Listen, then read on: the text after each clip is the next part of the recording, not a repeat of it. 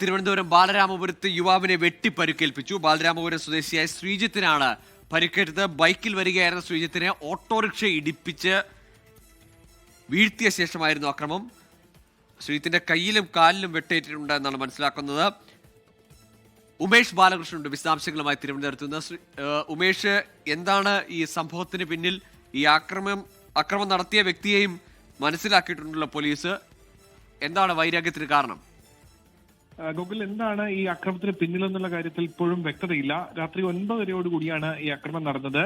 ഈ ബാലരാമപുരത്ത് സ്വദേശിയായ ശ്രീജിത്ത് ബൈക്കിൽ വരികയായിരുന്നു. നെരുവാമൂട് സ്വദേശിയായ സുനിൽ എന്ന യുവാവ് ഇയാളെ ഓട്ടോ കൊണ്ട് ഇടിച്ചിടുകയും അതിനുശേഷം ക്രൂരമായി വെട്ടി പരിക്കേൽപ്പിക്കുകയാണ് ഉണ്ടായത്.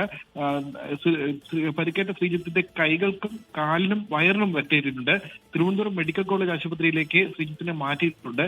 എന്താണ് കാരണം എന്നുള്ള കാര്യം ഇപ്പോഴും വ്യക്തമല്ല. എന്തായാലും പ്രതിയെ പിടിക്കാനുള്ള ശ്രമങ്ങൾ ഇപ്പോൾ പോലീസ് തുടരുകയാണ്.